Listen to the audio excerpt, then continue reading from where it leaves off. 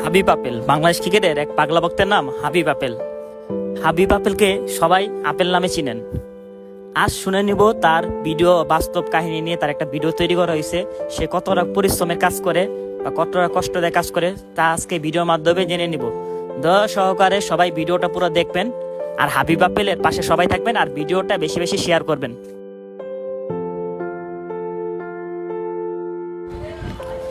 হাবিব আপেলের বাস্তব কাহিনী এখানে তুলে ধরা হয়েছে, যে কতটা পরিশ্রম করে ডেলিভারি কাজ করতে সময় অনেক ছিনতাইকারী হেনস্থা, দোকানদারে বিল দেয় না, এরকম অনেক কাহিনী নিয়ে এই ভিডিওটা তৈরি করা হয়েছে যে হাবিব আপেল কতটা পরিশ্রম করে। ছেলেটার দিন দিন না ঘুমাতে ঘুমাতে ছেলের চোখে নিচে কালো দাগ পড়ে গেছে। ছেলেটার বাবা আজকে 6-7 মাস ধরে মারা। সো গাইস, ভিডিওটা দেখলে তার কাহিনীগুলো সব বুঝতে পারবেন। আর ছেলেরা দেখুন কিভাবে মাল দিতে আপেল মাল দিতে আছে। যখন অনেক দোকানদার নগদ বিল দেয়, আবার অনেক দোকানদার বিল নিয়ে ঘুরাও। এখানে নানান অসুস্থতা ভোগ করতে হয়, বৃষ্টি বাদল জ্বর রোদ মেঘ বৃষ্টি সবকিছুর মধ্যে তাকে মাল দিতে হয়।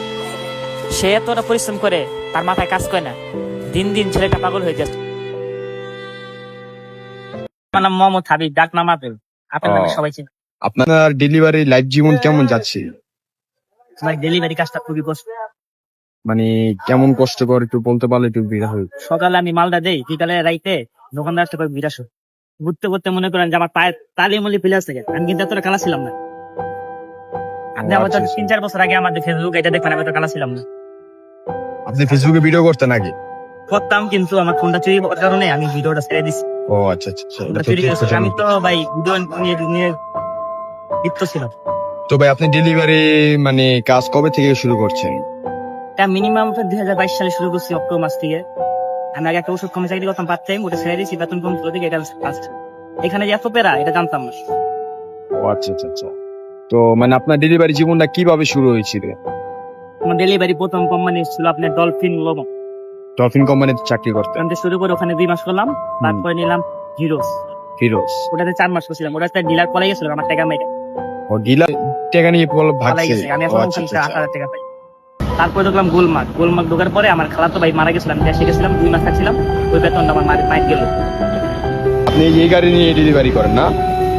এটা হলো আরং কোম্পানি। এটাতে ঢুকেছি আপনার মিনিমাম 1.5 বছর হবে। ও আচ্ছা, 1.5 বছরের মধ্যে আপনি ডিউটি করছেন। কাজটা মানে ডেলিভারি দেওয়া, দোকানে দোকানে পৌঁছানো, এটা তো আপনার মূলত কাজ। আপনি কি প্রোডাক্ট কি আপনি কোম্পানি থেকে নিয়ে আসেন সবসময়? এটা আমাদের ডিলারশিপ আছে, সেখান থেকে মালাই নেয়, আমি দোকান ডেলিভারি দিই। ও মানে সেখান থেকে আপনি মাল নেন, মানে এক কথায় মানে কোম্পানির কাছ থেকে না, এটা আপনি ডিলার থেকে মালটা নেন, নিয়ে তারপরে দোকানে এই করেন। আচ্ছা, মালের বিল কাটার বিষয়ে এটা কিভাবে কি করেন? এটা এসআর থাকে, উনি অর্ডার কাটে আর আমাকে সকালে এটা মেমো লিখে দেয়, মাল গেম গুছিয়ে নিয়ে আসি। ওখানে কি মানে ডেলিভারি জগতের মধ্যে কোনো দুঃখজনক বিষয় বা কষ্টকর জাতীয় কোনো কাজ হয়েছিল আপনার জীবনে? হয়েছিল একদিন আমি রাত 10টা পর্যন্ত টাকাটা করেছিলাম, বুঝছেন? তখন কিছু লোক ছেলেবেলেরা আমাকে ভয় দেখে আমার কাছ থেকে 15,000 টাকা নিয়ে গেছিল আপনার শ্যামপুরে। ওইটা কি আপনার ডেলিভারির টাকা নাকি আপনার অন্য কোনো টাকা? আমার ডেলিভারি রাত্রে যে সময় টাকাটা করতে আসি, রাত্রে আপনি রাত্রেবেলা টাকাটা করেন আবার? রাত্রেবেলা টাকাটা। আপনার ডিউটি টাইম কটা থেকে কয়টা? আমার ডিউটি কোনো ফিক্স নেই। আমি সকাল দিন 10টা-11টা বাজতে পারি, এসে ডেলিভারি দেই। ডেলিভারি করে মনে করেন যে দোকানে মাল দিই, মাল দেওয়ার পরে অনেক দোকান নগদ টাকা দেয়। আপনি দেখলেই তো নগদ টাকা দিয়ে দিল অনেক দোকানে। হ্যাঁ, অনেক দোকানে নগদ টাকা দিচ্ছে। এটা দোকান বাকি রাখবো বলে কালেকশন করতে আসি রাতে।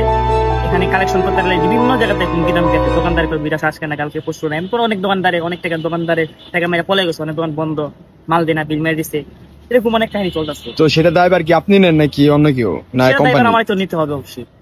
আপনাকে দায়ভার দিতে হয়? এটা কি এসআর উপরে কোনো চাপ পড়ে না? এসআর প্রতি কোনো চাপ পড়ে?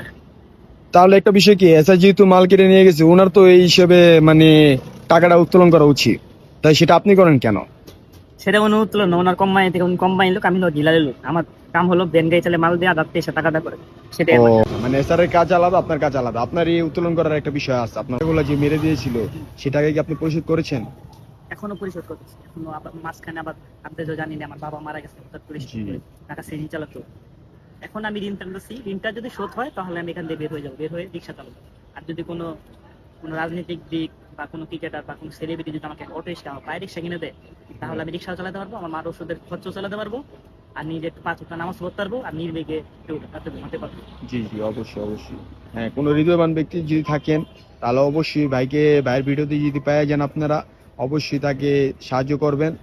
আর যদি কারো যদি তার প্রতি মায়া লাগে, যদি আপনার বিশেষ কোনো কাজ থাকে, অবশ্যই তাকে কাজ দিয়েন, যাতে সেই কাজটি করে তার জীবনে উপভোগ করতে পারে এবং জীবনটা সফলতা পেতে পারে।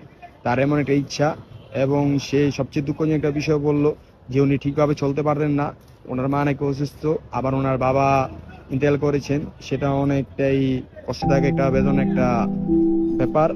তো ভাই আপনার বিষয় কার দিকে মানে এটা ফোকাসটা দেন এই কাজের মধ্যে? এখানে ফোকাসটা হ্যাঁ, কার প্রতি মানে একটা আগ্রহ ফিল হইলো? এখানে আমার এক বড় ভাই কাজ করতো, তার থেকে আমি এই কাজে ঢুকছি। ও, তার মাধ্যমে আপনি তার রেফারেন্স আপনি এই কাজে ঢুকেছেন। এখন ওই বড় ভাই কি আছে এখনো? উনি এখন আছে। তো উনি কি আপনাকে এই বিষয়ে হেল্প করে নাই যে আপনার একটা দুর্ঘটনা ঘটলো যে? হেল্প করছে, কিন্তু আমাকে তো চাপ দেন, এখন কোনো টাকার সুদ করে তোমার বের হতে হবে। এখন আমি তো চাইছি যে যত দ্রুত বের হতে পারি, কারণ দেখেন আমার চোখের নিচে কালো দাগ পড়ে গেছে। হয়তো বা আমি নেশা করি না, সিগারেটও খাই না, মাঝে মাঝে সিগারেট খাই টেনশনে, কালো স্পট পড়ে গেছে। হ্যাঁ, এটা ভাই যেহেতু আপনার ডিউটি টাইম নেই, তবে ভাই আপনার যেতে যেতে মানে বাসে যেতে কয়টা বাজে রাত? আমি আজকে হয়তো বা বাসায় নাও যেতে পারি, কোনো সময় বাসায় যাবো না। কি বলেন, সারাদিন ডিউটি করবেন? ডিউটি করবো মানে অফিসে দিয়ে করবো, বাসায় যেতে চাই না কেন জানেন? বাসায় গেলে আমার বাবা কথা মনে পড়ে, মানে সেখানে আমার মা অসুস্থ, আমি বাসায় যে আমার বর্তমানে আমার দুলাভাই হেল্প করতে, তুমি আর কত হেল্প করবে? আপনার ভাই বোন কয়জন ভাই? 3 ভাই এক আপনার দুলাভাই আছে, যেহেতু বলেন যে দুলাভাইয়ের কথা, তাহলে আপনার দুলাভাইকে আপনাকে হেল্প করে? হেল্প করতেছে। অন্যের ছেলে হয়েও আমাদের নিজের আপন ভাই না, উনি জামাই আমাদের হেল্প করতেছে। উনি কোনো কথা দিতে, ওনার তো একটা সংসার আছে। এখন যদি আমার এই কারণে আমার পোষায়, আমি যখন ক্রিকেট মাঠে থাকতাম, ফুটবল মাঠে থাকতাম, একসময় খেলাধুলার মাঝে ছিলাম। আমি আগে ধরেন আপনার পার্ট টাইম জব করতাম, ভালো পোশাক পরে চলাফেরা করতাম, মাঠে ঘাটে সময় গেত, ফুটবল ক্রিকেট স্টেডিয়ামে ফুটবল হিসেবে খেলা দেখতাম, বিভিন্ন মাঠে এক মাঠে। কিন্তু এখন পরিবারে অভাব, বাবা মারা গেছে, এখন তো খেলা তো দূরের কথা, আমি টিভিতেও খেলা দেখতে পারি না। আমি চাই যদি যদি তামিম ইকবাল বা মুশফিক রহিম ভাই তারা যদি আমাকে একটা অটো বা পায়ে রিক্সা কিনে দেয়, তাহলে আমি কাজও করতে পারবো, নামাজও পড়তে পারবো, খেলাটাও দেখতে পারবো, আর আমার মানুষও খরচ চালাতে পারবো, আর নিজের দিকে ঘুমাতেও পারবো রাতে। দেখেন রাতে ঘুমাতে পারি না, আমার চোখে কালো দাগ হয়ে গেছে। হয়তো আমি হাসতাছি, কিন্তু আমি ক্যামেরার সামনে বেশি হাসি, হয়তো এটা অভিনয় না। অনেকে হয়তো বা বাজবে বাটপার বা চিটার বা নেশাখোর বা অন্য কিছু, কিন্তু আসলে ওরকম না। আমার সাথে যদি সরাসরি যোগাযোগ কন্ট্যাক্ট করে দেখা করে, আমার সাথে দেখা করে যদি জানতে চান আমার বিষয়ে, পুরা খুলে বলতে পারবো আপনাদের কাছে। ফেসবুক বা ইউটিউবের মাধ্যমে তো আমার বাসা প্রকাশ করা যাবে। আসলে আমি জিনিসটা দেখলাম যে ভাই আপনি বৃষ্টির মতো ভিজে ভিজেও ডেলিভারি দেন। কে বৃষ্টিতে ভিজে ডেলিভারি না দিলে কি হয় না? ভাই পেটের দেয় তুমি দেখেন, যেখানে আমার বাবা নাই, আমার মা অসুস্থ, সেখানে আমার সংসার চালাতে বৃষ্টি জ্বর তুফান যে কিছু আসুক, সেখানে আমার ডেলিভারি আপনি চাইলে তো কোনো একটা দোকানের নিচে আশ্রয় নিতে পারতেন। আসতে নিলে তো আমার টাইম নষ্ট। তো আপনার কোম্পানি কি বিষয়টা কি দেখে না? দেখবে না, তাদের দরকার হলো টাকা। তাদের কি বলেছিলেন যে ভাই আমার এই কষ্ট হয় বা কষ্টদায়ক বিষয় কি তাদের সাথে শেয়ার করেছেন? না, কখনো শেয়ার করি, শেয়ার করলে হয়তো বা তারা আমাকে পাগল ভাববে। ডাইরেক্ট পাগল বলবে। পরে যে এখন রোদ উঠতেছে ভাই, তো এই রোদের মধ্যে কি আপনি ডেলিভারি দিবেন এখন? রোদের মধ্যে, বিজাপুরা রোদ, জাফসা রোদের মধ্যে আমি ডেলিভারি দিই। তাহলে তো আপনার বিষয়টা অনেক কষ্টদায়ক। আচ্ছা ভাইয়া, একটা বিষয় জানতে চাচ্ছি যে আপনার স্যালারি কত? এই জব করে আপনি কত টাকা ইনকাম করেন? 16-17 হাজার টাকা পাই। 16-17 হাজার। কিন্তু এই টাকা ভাই টিকে না, কারণ রাস্তায় কারণ? খরচ আছে। রাস্তায় খরচ কেমন কি যায় ভাই? মোচো খেলাম একটা, তারপরে একটা কেক খেলাম, রুটি খেলাম, এই গাড়ি চালাতে অনেক কষ্ট লাগে, পায়ে হ্যান্ডেল হ্যাঁ। পেডেল করে এখানে কিরা করে যেতে পারে, কিরা লাগে অনেক কিছু। আচ্ছা ভাই, আপনি চাইলে তো একটা অটোর গাড়িও চালাতে পারেন, কারণ এই কাজের জন্য তো অটো গাড়িও তো অনেকেই ব্যবহার করে, আমরা দেখে থাকি রাস্তাঘাটে। তো আপনি কেন অটো গাড়ি ব্যবহার করেন না? অটো গাড়ি ব্যবহার করবো, এখানে আমার কোম্পানি দিন। দেখো তো আগের বিষয়ে বললাম যে একবার আমাকে ছিনতাই গাড়ি আমার কাছ থেকে 1 টাকা নিয়ে গেছিল, সেই টাকা ঋণের বোঝা এখন কাঁদতেছে। বিষয় কি আপনি কোম্পানিকে জানাচ্ছেন কখনো যে আমার অটো গাড়ি প্রয়োজন বা আমার এইভাবে ডেলিভারি দিতে কষ্ট হয়? কোম্পানি আমার যে এটা তো কোম্পানি না, কোম্পানিতে আমরা মাল কিনে আসি, ডিলারে মাল দেয়। মানে ওই ডিলারকে কি আপনি জানিয়েছেন যে আপনার এই বিষয়ে কষ্ট হয় বা আপনার অটো রিক্সা প্রয়োজন? তারা অটো দেয় না, এই ব্যাংকে গেছে সবাই দেখি। আচ্ছা, আপনাদের এখানে কয়জন কর্মী আছে? মিনিমাম 6-7 জন আছে। 6-7 জন। তারও কি এভাবে অটি পায়ে পেট্রোল দিয়ে মানে মাল ডেলিভারি দেয়? ও আচ্ছা আচ্ছা আচ্ছা। তাহলে আচ্ছা, একটা বিষয় জানতে চাচ্ছিলাম যে আপনারা যখন ডেলিভারি দেন, অনেক সময় অনেক রোডে গাড়ে অনেক জায়গায় অনেক কথা শুনি যে দোকানদাররা নাকি ডেলিভারি ম্যানদের সাথে মানে অনেক সময় বিতর্কিত হয়ে যায়, মানে তর্কাতর্কি হয়ে যায় বা অনেক সময় হাতাহাতি পর্যায়ে চলে যায়। এটা কারণটা কি?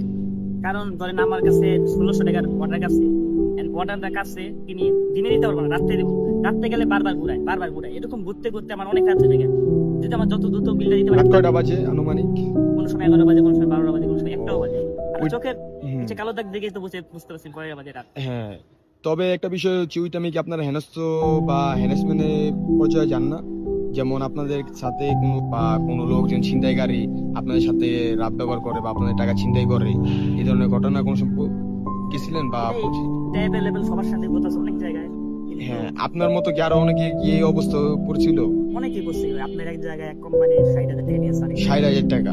আমার দেশে 15,000, এরকম বিভিন্ন জায়গায় কোম্পানি টাকা সিনেগার হাতে নিয়ে অনেক জীবনে রিস্ক নিয়ে এই কাজটা করতে হবে। কাছে যখন নিয়ে যায় জিততে আসে, ও আচ্ছা। হয়তো বা আমি ভিডিও মাধ্যমে বলতাছি, কেউ হয়তো বা বিশ্বাস না করতে পারতো, হয়তো বা বাচ্চার আমি পটকা বাল বা চিনিং বাস, আসলে ভাই আমার সাথে পরিচয় দেখে, আমার মুখটা দেখে যদি বিশ্বাস না হয়, দেখে পরিচয় দেখে আপনি ও আচ্ছা আচ্ছা আচ্ছা। তাহলে আপনি এইভাবে ডেলিভারি দিয়ে থাকেন রাস্তাঘাটে, তো কোনো দোকানদারের সাথে কি আপনার সাথে হাতাহাতি হয়েছিল বা খারাপ ব্যবহার হয়েছিল কখনো? দোকানদার আমার সাথে খারাপ ব্যবহার করে, কিন্তু আমি তো মানুষের সাথে খারাপ ব্যবহার করি না। লেগে আল্লাহ তাআলা বলেছেন মানুষের সাথে কখনো খারাপ ব্যবহার করতে পারে না। অবশ্যই অবশ্যই, হ্যাঁ। সেই জন্য আমি কারোর সাথে খারাপ ব্যবহার করি না। আর এই কাজটা করে ভাই নামাজ পড়তেই না, আমার নামাজটা পড়া জরুরি। কারণ জি জি জি। এখানে আমার মানসিক চাপ থাকতেছে, আমার বাবা মারা গেছে, আমার মা অসুস্থ, আমার মাকে কিন্তু মিনিমাম 70,000 টাকাতে চিকিৎসা করছে, 70,000 টাকা? কিস্তিতে টাকা তুলে। এটা কি, তাহলে আপনি বৃষ্টিও মানেন না, রোদও মানেন না, কোনো কিছুই মানেন না, তো সেই ক্ষেত্রে তো আপনি বন্ধুদের সাথে আড্ডা দেওয়ার টাইমটাও মনে হয় না। এই ডিউটি পাশাপাশি আবার মাঝখানে 3-4 ঘন্টা ব্রেক পাই, ওখানে মাসে চালিয়ে বস্তা চালিয়ে পানি টেনে দেই, টাইম পাই না। দেখেন আমার বাবা একদিন কাজে না গেলে ঘরের পাতে গুপ্ত হয়ে থাকতো, কোনো সময় না খায় রাখেনি আমার বাবাই, অনেক আদর করতো আমাদের। আমি নিজের বাবার কষ্ট দেখে নিজের ছোটবেলায় কাজে ঢুকেছি, কারণ বাবাকে হেল্প করার জন্য, কিন্তু কোনো সময় না খায় রাখেনি। আমার বাবা মরার আগের দিন আমাকে গরুর মাংস দিয়ে ভাত খাইছে, দিবে গরুর মাংস আনছে। হঠাৎ করে স্ট্রোক করে মারা গেছে, প্রেশার ছিল, হাই প্রেশার ছিল, হাসপাতালে নিতে দেরি হয়েছে। আর সিএনজি চালাতো ঢাকা, মিনিমাম 20 বছর সিএনজি চালাতো, কখনো কোনো মানুষের সাথে খারাপ ব্যবহার নেই আমার বাবা। আচ্ছা, আপনার বাবা মারা গেছে কত বছর হয়েছে? উনি মারা গেছে 5 মাস। 5 মাস? এই 5 মাসের মধ্যে এতটা আপনার পরিবর্তন হয়ে গেছে? ওহো, আসলে আপনার অভাব মানে বাবার মৃত্যুর পরপরই আপনার ঘর অভাব শুরু হয়েছে নাকি, এরকম একটা বিষয়? যে বাবা একদিন কাজে না গেলেও ঘরের পাতিলে ভাত থাকতো না, সে বাবা আজকে 5 মাস ধরে কবরে। কিভাবে সংসার চলছে? আজকে যদি আমার দুলাভাই আমাদের হেল্প না করতো, তাহলে কিভাবে সংসারটা চলছে? এই কাজ করে কি সুন্দর চালানো যায়? না, এটা ঠিক। তবে আপনি বলতে চাচ্ছেন যে আপনার বাবা মারা যাওয়ার পরপরই আপনার দুলাভাই বটগাছ হিসেবে, আপনার ছায়া হিসেবে আপনার ফ্যামিলির উপরে মানে উনি একটা ভরসা ভিত্তিক ভাবে কাজ করছে। মা, উনি কি এখনো অসুস্থ নাকি একটু কোনো রকম চলাফেরা করতে পারে? চলাফেরা করতে পারে, ওষুধের ভিত্তিতে মানে বেঁচে আছে। আমি যদি টাকা থাকতো, টাকা তো নেই। সেক্ষেত্রে আপনি টাকা কি আপনার এই ডেলিভারি কাজ দিয়ে, এই টাকা দিয়ে আপনি সব খরচ বহন করেন নাকি? চাইলে বছর নিই, ডালটা নিই বিভিন্ন জায়গায়। এর পাশাপাশি অন্য কাজ করেন ওই এক্সট্রা টাকা দিয়ে, মানে এক্সট্রা ইনকাম দিয়ে আপনি আপনার মার পিছে মানে খরচ করেন, বা আর পরিবারের পিছে খরচ কি আপনিই করেন শুধু? আমার দুলাভাই তো বাজারটা চালাইতেছে, আমি ঘর ভাড়া। এখন কি আপনার ডিউটি শেষ নাকি আরো কয়টা বাকি আছে? আর একটা দোকান বাকি আছে, ওটা দিয়ে আমি বাসায় নাও দিতে পারি, তাহলে আমার কালেকশনে নেমে যাবো, কালেকশন নেমে। তাহলে আপনি খাবার দাবার খাবেন বুঝছো? অনেকদিন রুটি খাই, কলা খাই, বাসায় ভাত থাকে। হ্যাঁ, আমার বইনের ভাত দেন, আমার মায়ের ভাত দেন, সেটাই খাই। বাসায় যাবো না, বাসায় গেলাম ভালো লাগে না, বাবা কোথাও যাবে।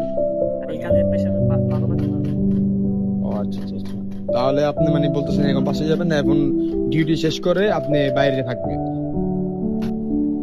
আমার ভাই দেরি হইতেছে, আমার দেরি ভাই দিতে, নাহলে আমার ওখান থেকে আগাটাই করতে, না হয় কোম্পানি লোকের আগা করবো, দোকানদার আগা। হ্যাঁ, অবশ্যই অবশ্যই আপনাকে আমি ছেড়ে দিব, কারণ আপনার একটা বিষয় ভাই দেখে আমার অনেক খুব খারাপ লাগছে, যখন আপনার সাথে দোকানদাররা মানে এমন ভাবে রাত ব্যবহার করছে, তবুও আপনি চুপচাপ সব মেনে নিছেন এবং কি ওনাকে বোঝানোর চেষ্টাও করছেন। তো আসলে ভাই আপনাকে ছেড়ে দেওয়া উচিত, কারণ আপনি অনেক কষ্ট করে করেন। এখন তাহলে আপনি ডেলিভারি কাজে যান, তাহলে কথা হবে। আল্লাহ হাফিজ। আর সুষমা আমার পেজে অবশ্যই আপনারা দেখবেন, আমার আইডি নাম হচ্ছে সাদনান হোসেন সাকিব। তো আমার আইডিতে ঢুকলে অনেকে পাবেন অবশ্যই, আর আপনিও আপনার ভিডিও অবশ্যই পাবেন, কিছুদিনের মধ্যেই আপনার ভিডিও পেয়ে যাবেন। অবশ্যই আপনার সাথে দেখা হবে। আল্লাহ হাফিজ।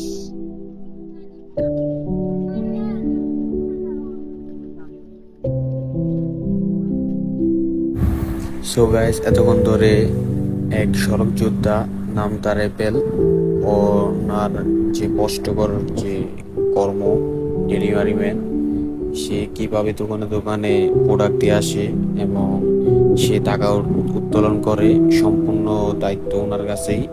অ্যান্ড ক্যাশ মেমো দেখিয়ে সে প্রোডাক্টগুলা দোকানে পৌঁছে দেয়, আর সেটা রিসিট দিয়ে তাদের হাত, তারপর সে প্রোডাক্টে টাকা নেয়। অ্যান্ড অনেক জায়গায় টাকা নিতে গিয়ে হেনস্থার শিকার হয়, আর সেই টাকা কষ্ট করে আবার কোম্পানিকে বুঝিয়ে দিতে হয়। এটাই হচ্ছে তার কাজ। সব থেকে বড় কথা হচ্ছে উনি অনেক দোকানদারের হাতে সেগুলো পৌঁছে দেয় খুব যত্ন সহকারে। আর যদি দোকানদাররা না নেয় বা যদি ফেরত দিয়ে দেয়, সেগুলো আবার কোম্পানিকে বুঝিয়ে দেয় সে প্রোডাক্টগুলো। অনেক কষ্ট করে সে এই কাজ করে থাকে, তবে সে অনুযায়ী পারিশ্রমিক পায় না, তবু পেটের দায় করতে হয় তাকে এই কষ্টের কাজ। সকলে ওনার জন্য দোয়া করবেন, কারণ উনি রোদ বৃষ্টি সবসময় এই কাজ করে থাকে। আর সবাই সুস্থ থাকুন, ভালো থাকুন। আসসালামু আলাইকুম। ভিডিওতে বেশি শেয়ার, লাইক, কমেন্ট সবকিছু করবেন।